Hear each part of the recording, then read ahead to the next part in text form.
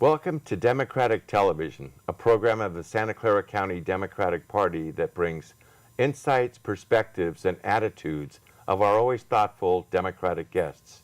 Today we're joined by Assembly Member Rich Gordon, and I look forward to interviewing you again. We've had you on before, but so much has happened in your relatively brief career in the Assembly. Glad to be back. You're on your second term. Correct. One more to go. Term limits have changed, but that was after you got elected, so it doesn't impact you. But you're having a great time, I assume? I'm enjoying it. Yeah? It took me a while to kind of get into the flow of the work and to really understand how to be most effective. But I feel like I'm hitting my stride now that I'm in my second term, and look forward to continuing to do the good work. Well, you came from a public leadership background. You were on the Board of Supervisors in San Mateo County for a number of years, a few terms. Very different. 5 people making decisions. Frankly, not a long drive to get to the office. Right. How was that? I mean, did that prepare you well for the Assembly? In some ways, yes, and in some ways, no. So the yes side of it is that it exposed me to a whole range of issues. County governments deal a lot with health and human services. They're a subunit of the state for the delivery of these things. So the many issues, I feel like I had some good grounding and was prepared. What I wasn't prepared for was the difference in process. At the Board of Supervisors with 5 people, you only need to get 2 others, to make something happen. And the pace is much slower. Things develop over time. There's time to work issues, time to meet with community groups, work things through. At the state level, things move at a very rapid pace. So there's 80 members of the state assembly. I got to get 40 others to agree with me to get something done. So the process is very different. So, but the issues, I mean, local government deals with, as you say, health and human services. You don't deal with education. You deal with law enforcement to a degree. But yeah, there's so much you don't have to deal with at the local level, and you just have a few phone calls to make to see if you have not a consensus, a majority. Yeah. Well, so you decided to run for the Assembly. You left that pond to go to a much larger pond. We hear that it's very fractious in the state Assembly and in the state Senate. Maybe not like Congress, where they're seemingly always at war. Are you able to get stuff done, do you feel, even though the context is different? Yeah, I do feel like I've been able to get some things done. As I look at Congress, I see complete dysfunction. In the state legislature, I see partial dysfunction. I do think in the last year there have been several more moderate Republicans elected. I think there's more of a willingness to talk across the aisle and to try to work collaboratively on some things. But that's rare, still rare. There are some core central issues upon which we just definitely disagree. The Republican Party and the Democratic Party are never, ever going to see eye to eye on the woman's right to choice. We're going to be very different on some of the immigration policies. Going to be different on our relationship to gun policy. So there's some fundamental ways in which we're never going to agree. And in California, we now have Democratic majorities in both houses of the legislature. We have a Democratic governor. We are able to move some of these progressive agendas forward. Well, that is an important point. We do have a new governor, a governor who I think is very pragmatic, idealistic, but pragmatic, and has some long-range vision, and yet wants to get stuff done. Do you have a relationship with him, or can one have a relationship when it's 120 persons in the legislature? I don't have a personal relationship with him, but he certainly does reach out and work to connect with members of the legislature. This year, at the beginning of our legislative session back in January and February, he and his wife hosted every member of the legislature, Republicans and Democrats, to small group dinners. We had an opportunity to have some discussion with him. I do periodically see him, obviously, in the hallway. Cordial, friendly, but he's not somebody that I sit down and have a glass of wine with on any kind of regular basis. Well, that probably would be somewhat impractical, at least for one of you. Yeah, exactly.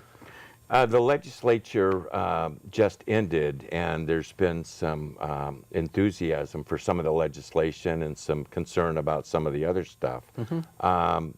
Immigrants and undocumented residents of California now have the ability to get driver's licenses in, I guess, most circumstances. That wouldn't have happened a while ago. In fact, it didn't happen. It was something that's been fought over in the legislature for many years. What changed to make that finally happen, and are you enthusiastic? Yeah, in this particular year, the governor got on board. That made the difference. This piece of legislation had stalled and was not moving forward until the last week of the legislative session, when in a casual conversation, the governor said, I'm so upset that the federal government isn't doing anything about immigration. What can we do? Oh. And the folks behind the driver's license legislation said, well, take a look at this, Governor. He said, yeah, let's do that. So with his interest and involvement, in the very last week, and last day actually, that bill moved forward out of the Senate, back to the Assembly, now sits on his desk. He's certainly indicated he will sign it, and it will mean that those who are undocumented here in this country, living in the state of California, will be able to get a driver's license, which I think is a very positive thing. Well, and it seems to me to be a safeguard for everybody. I mean, because driver's licenses imply insurance. It implies taking the pressure off. How do you get to work? And well, obviously, number one, we don't have folks who are driving illegally.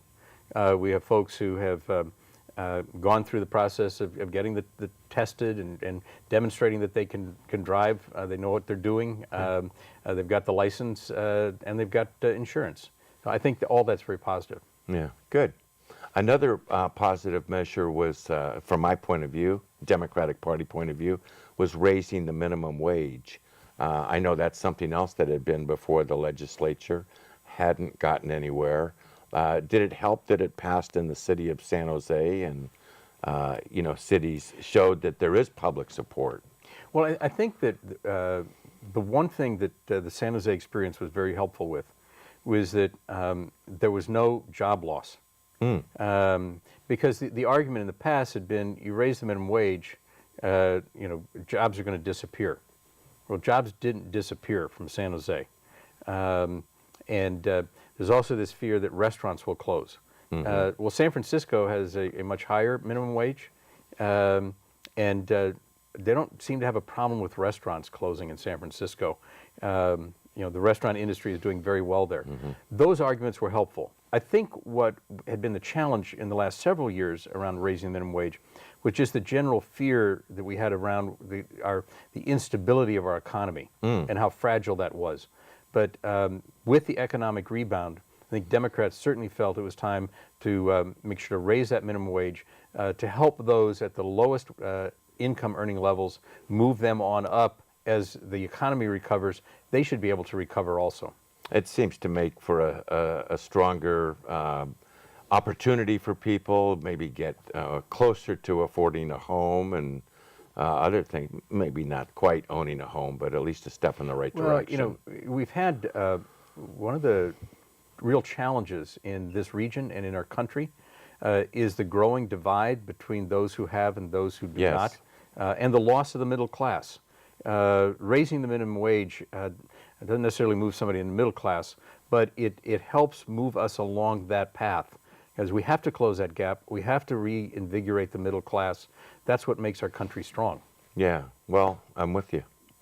Another bill that passed was something that allowed for more regulation on fracking, the whole process of extracting oil underground with new modern well, I don't know how modern they are, but new with technologies. I know it was controversial. What's your take on that? Well, I voted for the bill that was adopted and that the governor signed. I would have preferred to have been able to vote for moratorium. I'd like to see A straight up moratorium. A straight up moratorium. Stop fracking until we understand its full implications. That wasn't possible. Couldn't get there. And so in the legislature, sometimes if you can't get purity, you get what you can get. And in this case, I think we got some good measures. We have the toughest fracking regulations of any state in the nation now under this law. Because of this bill. Because of this bill. So I think that's a step in the right direction. Well, good. It seems to be something that's going to separate us from energy dependence elsewhere, but we want to make sure it doesn't cost at the end of the day, we really need to have a much better understanding of the implications of fracking. We don't know yet. The bill requires some additional study, but we need to do more to understand what we're doing to our geology, to our groundwater.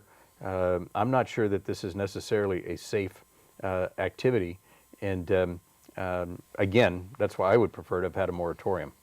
Well, we'll get what we can. Take it from there. The governor, pragmatic at times, visionary at other times, and assuming those are incompatible, I don't know, maybe not, has been pushing high-speed rail. The costs of that are either uncertain or seem to be quite high. It's something that's going to be impacting your district. What are your thoughts on how that's going to proceed? And I don't think it proceeds. Oh. At least not in the next decade or two.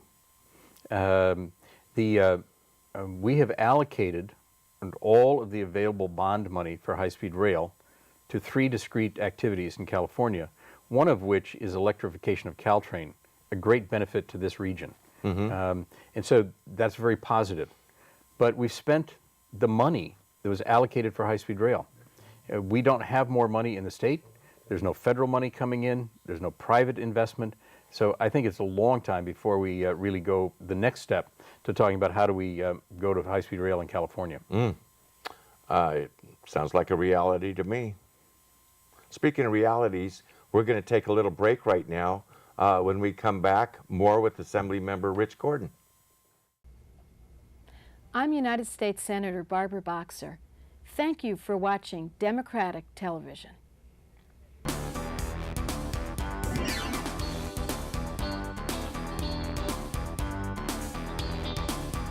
Welcome back to Democratic Television and our guest, Assemblymember Rich Gordon. Rich, we mentioned the budget is in place. It looks like there's some potential happening. A big area of importance to many Californians is the question of education and what is the state going to do? The federal government has its ideas. Of course, people at the local level have their ideas. What did you guys do to fix everything? Well, particularly if you ask local school administrators and school boards, we probably didn't fix much. We probably made their lives far more interesting in the short term. But we made a couple of fundamental changes. One, we made a huge shift in the way we fund education in California. We went to what's called a local control funding formula. And what that does is it targets the neediest children, those who are in poverty, those who are English language learners, and it guarantees that more money flows to the education of those children. We know that they're often under-supported in the schools. Our funding has not tracked with them. And so we're really targeting funding now to the neediest. We did not take money away from anybody in the short term. Nobody's losing money. All schools got a little increase this year across the board. But over time, over the next several years, we'll begin to target money where it is needed the most to improve education. Coming with that was the end of a whole series of categorical funding It used to be that one of the ways state gave money to local school districts was we said, here's a category, you can spend money in that category. We eliminated 75% of the categorical funding streams and told local school districts, you figure out how to use the money. So what are some examples of those categories that now are in the, so the districts can still respect those They categories? can still respect the categories, and in fact, they have to prepare what's called an accountability plan to show us how they're kind of trying to figure out how to best use the money. There was funding for gifted students. There was funding, one of the categorical streams, categorical on busing issues, categorical on vocational ed, categorical on arts education. So a lot of these things, you know, where school districts got small amounts of money, had difficulty spending it sometimes. Now they have a better capacity to figure out at the local level how to use these dollars. So these will be decisions made by the local school boards elected locally. Right. And hence the title of this program, the Local Control yeah. Funding Formula. Well, that's exciting. I think so. I think that at the end of the day, you know, the governor is very interested, and the legislature is interested in returning power back to local school boards. We have the state has over the last several years usurped that power and kind of said, here's how we want schools run. I think that the state, from my perspective, should set broad goals. We want you to achieve to this level, but we shouldn't tell folks at the local level how to get there. There's huge differences in our communities, and we need to allow local school boards to understand and respect those differences, develop the education in a way that works in their community. I know a number of districts have complained that there's such inequities in the per student spending one district to another, so this may help to get at some of that? That's really what this is targeted to do, Yeah. Is to try to guarantee that all children have a good base, and those who need a little bit more get that. And that's really the goal of this program over the next several years. Now, there's also the charter movement where folks are coming in from the outside saying we want to bring our own educational ideas, and to help fund our ideas or our programs, we want to take some of that money that was going to the public school and use it ourselves. What are your thoughts about it? You know, is that a good way to invest in communities? Well, first of all, charter schools are still public schools, funded with public money. Mm-hmm. And so they need to be accountable, as all schools are. I think that the charter school movement has given us some good examples, some things that work. Now, not every charter school works. In fact, over the longer term analysis, it appears that probably a very similar success rate to the other public schools that are not charters. But there are some good examples, things to learn. We should learn from those. I also believe very strongly that it's really important that the local school board be the ones making the decision about charters and be invested in the charters, because I think that way you keep it connected at the local level, and I think that's pretty important. I know sometimes we have processes where the local school districts are given a shot at making a decision, and then it's always appealable to the local county office of education's countywide school boards that may have a history of always overruling the local districts. And I know that's a source of frustration for districts. Well, and that's why I understand how the appeal process is set up, but I really think that the more that we can leave these decisions in the hands of the local school board, rather than a county board of education or even the state board of education, which is another appeal level. In general, education is delivered best when it's closest to the child in the classroom. And that means that parents, teachers, community members need to be engaged with local schools. So keeping charters local, I think, is very important. Well, that's a major topic. Another major topic is healthcare. So you want to go for all the big ones. well, we're on the verge of the Affordable Care Act. kicking in covered California. How is all that looking? Are you optimistic, given your background on county government and the primacy of healthcare delivery being so important? Yeah, we're about to provide insurance to 3 million more Californians. There's about 6 million uninsured Californians at the moment. We're going to double, or at least get through 50% of that backlog very quickly as we moved into the Affordable Care Act. We've established the healthcare exchange where people will buy their health insurance under covered California. We're way ahead of other states in the nation in doing this. I think we're well prepared. It won't be without a glitch. I mean, you can't make this big a change without there being some kind of a challenge at some point. But registration, enrollment can begin in October. The whole program rolls out in January. So it's going to be a very interesting and exciting several months as we get more people into health insurance, get them covered, get them their basic care, and then roll out further from that to expand the net eventually. Our goal long term, candidly from my perspective, needs to be universal health care. I think that the Affordable Care Act helps move us in that direction, but we need to get, I think, eventually to, just simple universal health care.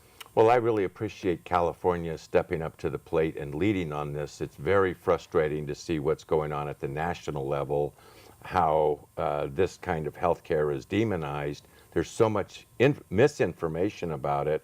I know we've seen phone bankers that have called people to see if they're interested, if they understand their eligibility, and after the folks rail against the government takeover of healthcare, when it's explained to them, suddenly they've done a 180-degree shift and they're very appreciative of this really important program. Yeah, I think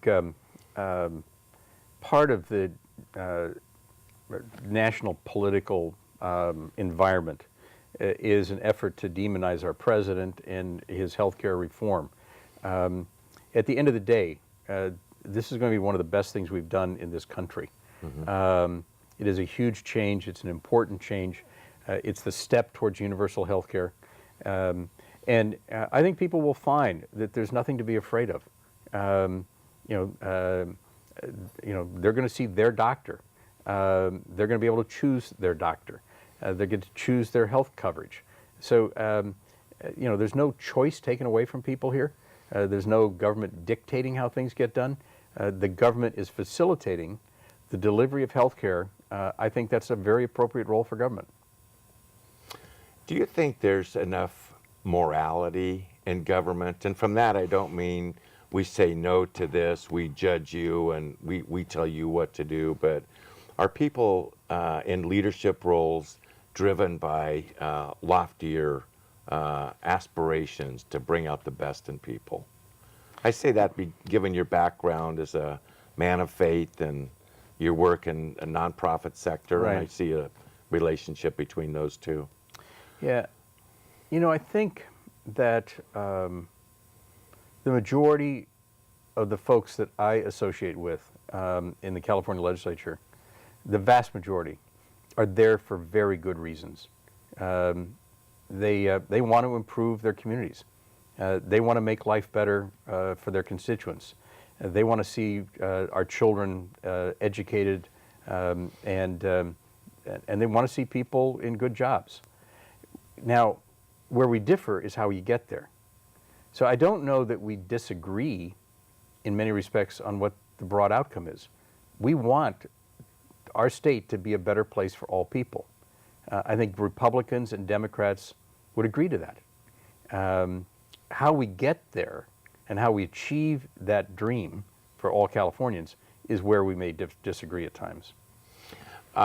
Because of your background, do you find yourself having discussions with folks on the other side of the aisle? One of the things that's impressed me about you when you were a supervisor is that you were able to work with folks and work out problems, and that party affiliation wasn't as important then, or you kept your democratic values.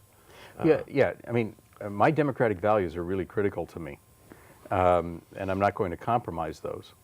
But that doesn't mean that I can't have civil conversations and friendships with folks across the aisle. We may disagree on things, but we ought not to be disagreeable. And we ought to be able to find a way to communicate with each other. And out of that, there are moments where you can bring people along, bring people together, and make some things happen. I have had success at times by being able to go to Republicans that I developed friendships with and say, I need your vote on this. And they'll come along because of the friendship, knowing that they're skirting the edge of the party philosophy. So, I think that there's an advantage to us trying to figure out how to get to common ground. When we are at the extremes in our philosophies and in our approach, it's hard to govern. And I think you look at what's going on in Congress and you see people kind of hunkered down with their allies at the edge, and you don't see many folk in the middle. When you get more people moving towards the middle, you can move things forward. And again, it doesn't require you to give up your values. In fact, you can continue to affirm those within that conversation about what the common ground looks like. Great. Well, Rich, thank you very much for being on Democratic television. I'm glad you're in the legislature. Thank you. My pleasure being here. Great. Thanks for watching Democratic television. Give us a call at 408-445-9500 or check out our website, www.sccdp.org, and help make a difference.